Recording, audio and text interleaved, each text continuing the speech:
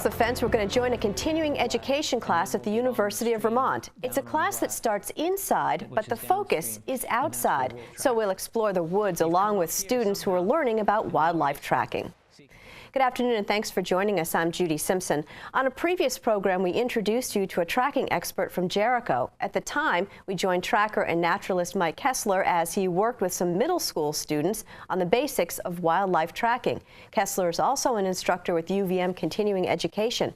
Our Rebecca Gollin caught up with him again as Kessler revealed some of the keys to understanding wildlife tracking. And one of the first things and most important things is when we go out tracking, we pretty much have to let go of our image of a track as being a perfect. One of the first things that Mike Kessler tells the students in his wildlife tracking class is to forget what they think tracks should look like. Right now there'd be 1 out of 1,000 out in the woods that looks like that.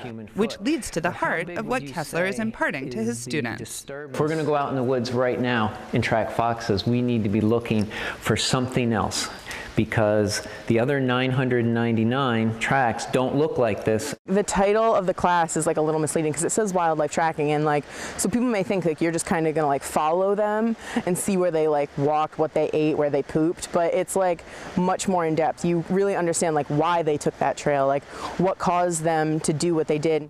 This class ended up opening up like huge doors for what tracks are. I used to think tracks were only like the really blatant ones in the mud, and now we're seeing like compressions and pine needles and being like, oh, that's a bear track. So Ashley Anderson is an environmental science major with a focus on conservation biology and biodiversity at the University of Vermont. Like many of the students here, Anderson is an avid hiker and was drawn to the class in hopes of gaining insight into what she sees in the woods and what she might be missing. So here we go.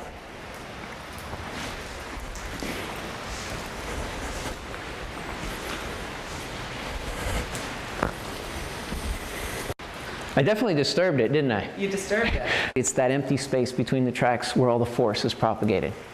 And when we look between my tracks here, especially this big fellow right here, you see a fold in the sheet that goes from one track to the next, to the next, to the next. Yeah. See how I just turned that over? Yeah. So we've got a bit of acceleration with the toes. So it's almost like it's coming to, with that kind of step, going in this, look at, if we split the middle of the toes now, we said it was going this way, but in this step, if we split this foot in half, it's going right this way where you are. And look what's in front of us. A little, if you stand up for a second. Sort of run and jump over it? Run and jump, yeah.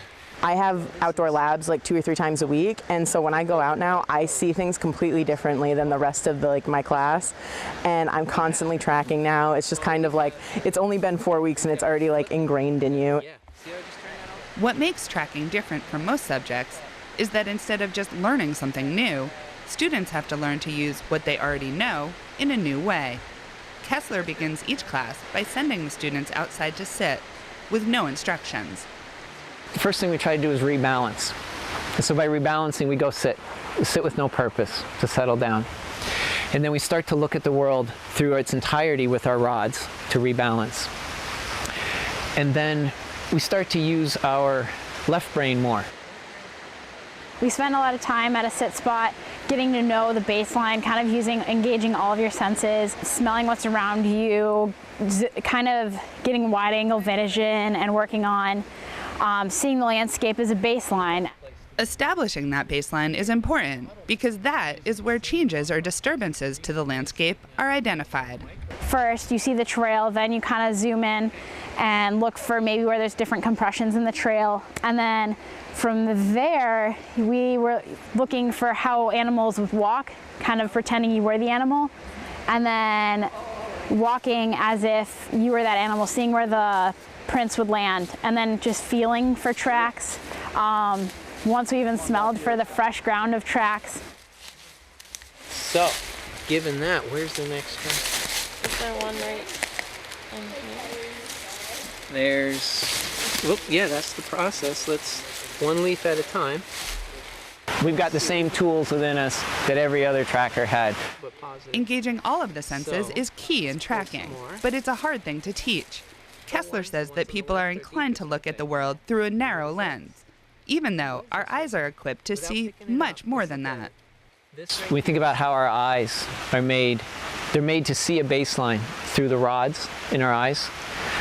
And they're also made to tunnel in on a tiny disturbance. There is a science and there's an awful lot of physics that can be applied to it. And there is a forensic side to it.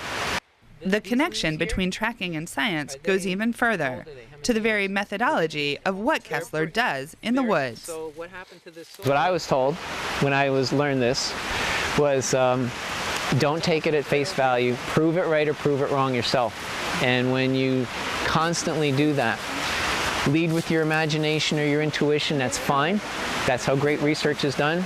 But hypothesize and put forward a credible way to prove it right or prove it wrong and go about it. It's that intersection of science and nature that brings us back to the classroom, where Kessler is sharing some of the techniques that he uses in class. And this is all about physics, Newtonian physics. For every action, there's an equal and opposite reaction. So when I do this on the sheet, it's showing how the force propagates through the sheet. I can do the same thing out in the woods, and as a tracker, my goal is to understand how does that force propagate the same force in leaves, or pine needles, or snow, or gravel. Heading into the woods, the students apply what they've learned, with plentiful results. So what kinds of tracks have you seen? All kinds. I mean, the first day we looked at bears, deer. Today I found mink, raccoon, otter. We saw a heron track. Like anything you could possibly think to find in the Vermont woods, like we've seen. This new way of seeing the woods is knowledge that these students will use for a lifetime. It really opens your eyes to the woods. You start seeing tracks everywhere, even on campus or in the city. So you start seeing like, oh, cat tracks, and like, oh, there's some dog tracks, there's people tracks, oh, there's people walked over people tracks. And so it's not just in the woods with bobcats and bears. Once like you start becoming aware of it and you start like looking for it, it kind of just like turns a switch on and everything just kind of falls into place and you just start doing it without even noticing. Learning to engage their senses in order to more deeply connect with the world around them. These UVM students are ready to take a hike. In Jericho, I'm Rebecca Gollin with Across the Fence. Well, thanks, Rebecca. Joining me now is tracking instructor Mike Kessler. Thanks so much for being with us again. Oh, you're welcome, Judy. Now, I want to follow up on a few things in the video. You said that only about 1 in 1,000 tracks actually is that perfect track. What do all the other ones look like? Well, that's the big question. And even though like we were talking about tracking foxes, whenever an animal steps on the ground, they don't always make an indent, but they always make a compression. They do compress the ground. So we need to think of the ground as kind of like a mattress. The bottom layer is the box spring, that hard surface where you can get a nice indentation. But above that is a softer mattress. And in the forest, typically it's layers of leaves, pine needles, cones, twigs, any of that fluffy stuff, which we do compress. So I brought with me a poster of some tracks. So basically these are the shapes of the animal's feet. And each shape imparts a different compression in the ground. So what we do is go about looking for... so these would be like the 1 out of 1,000 that you would see that you could easily identify. Yeah, and the irony is that if they're walking on leaves, sometimes underneath the leaves is the perfect imprint of their foot. Oh, no kidding. So that's how we can continue to think we're on the trail, but every now and then stop and, as one of the students was doing, picking apart the leaves to confirm if we still are on the same animal going in the same direction. So that's kind of the real excitement about it, because where you can't see this from above, you can see it from below. Interesting. Yeah. Tell me a little bit about baseline landscape. You have your students sort of settle and get the baseline, and what does that mean and how hard is that to do? Well, it's pretty easy. Like they were saying, it's sort of like a switch. In order to see a disturbance to a baseline, which a track is a disturbance, first we need to see the baseline. So this time of year, the best example is snow. And snow represents one of the two main characteristics, which is height. It makes the undulations of the landscape more even. So if anybody walks on it, it's very obvious. The other major component of a baseline is the composition. So pine needles, when they fall in a very random order. But when an animal, or even we, walk on them, say barefoot, our toes poke through the pine needles, separate them, and they bunch up between our toes, so we create openings or spaces. And so where there was a consistent randomness to the baseline, we disturbed it and made patterns. So we would follow those patterns. Interesting. You know, we heard one of the students say it is like a switch that goes on. Is this something that we can all do, but we've just gotten so far away from it that we don't recognize it, but once we learn it again, it's completely natural? Yes. Yeah, it is totally natural. That's wild. So you brought an image too that helps us understand what you mean by forces propagating on the landscape. Ah, okay. This is, actually, I brought a jar of sand here. Okay. So this is something people could do at home by taking a simple jar, filling it with sand or salt, or even rice, but rice would simulate more like gravel. And take your finger or pencil and just poke down through the middle. The first thing I do is shake it so that this is our baseline and it's uniform, and I just touch it very lightly. And what I do is I ask students to do that and then just look at the entire surface of the sand and watch how it moves when the pencil first touches the sand or your finger. And they find that the area of movement is several times wider than the diameter of the foot, or in this case, the pencil. So it opens their eyes to really, in a believable way, that these forces are propagating on the landscape. Two other ways that it can be done, but this is the easiest, is when you're walking on the beach where the waves lap up on the beach and the sand is damp, watch what happens around your feet where you step and it pushes water out. You have this like flash of light all around your foot. Right. Yeah.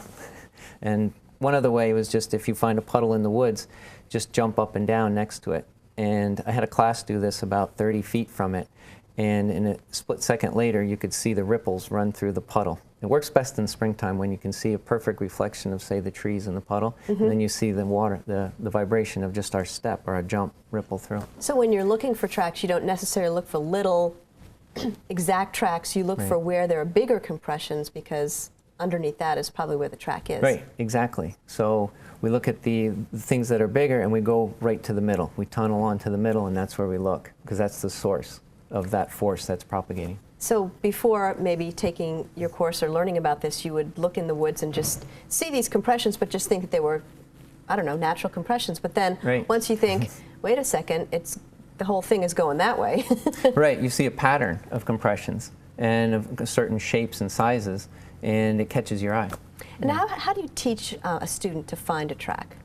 Okay, I brought some images here, and the first thing is basically how to see a needle in a haystack. So it's a reorientation of how we do that.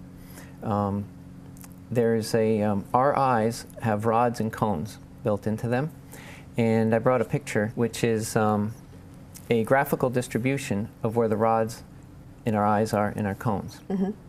And so instead of looking for a needle in a haystack by looking for, say if this was the needle amongst all the hay, it would be better if we could, say, spread out the haystack, step way back from it, and look at it in its entirety on a sunny day. And that little shiny needle somewhere will pop, it will reflect light, and that's how we could find it. So our eyes are really made to do that. We have rods that are clustered in the sides of our eyes, and then we have cones which are right in the middle for seeing fine detail. So it's just simply a matter of reversing the way we typically look for things. So instead of tunneling in to find something, we tunnel out. And that's what Ashley was mentioning on the program, that wide angle to our vision. And by doing so, our ability to just find what we're looking for is rather natural. The cones in our eye will find it, pick it out. Interesting. Now, do you encourage people to sort of take steps left and right to kind of look at the same area just from a different perspective? Oh, absolutely. That's one of the metaphors we use in class is to, we have students look at a track from different opposite sides and they see different things. And then they switch sides and they see a whole new aspect of the track, which is a great metaphor for life in general, seeing both sides. Right. Yeah. And so what about the part about smelling the ground for a fresh track? I mean, you're not actually smelling for an animal. Oh. Well, some animals probably smell more than We're not others, smelling for the animal scent, but in that case, what happened was a bobcat had been jumped out of where it was lying down, and it went over a large branch, and the students correctly hypothesized that it landed on this rotten tree trunk. Or not landed on it, but just hopped off it. And it had, but they couldn't find the track because they weren't sure what to look for. So what I had them do was go on the opposite side of the trunk and just scratch it open with their fingernail. and it smelled different there. And then I had them come around the other side and smell the tree trunk, and they smelled a place that was exactly like we freshly scratched, because this happened probably that night before.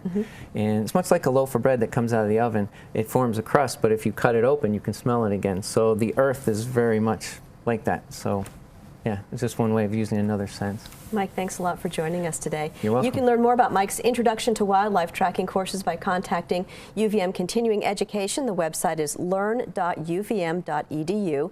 Or you can call the Continuing Ed office toll-free at 1-800-639-3210. That's our program for today. I'm Judy Simpson. Thanks for joining us. We'll see you again next time on Across the Fence.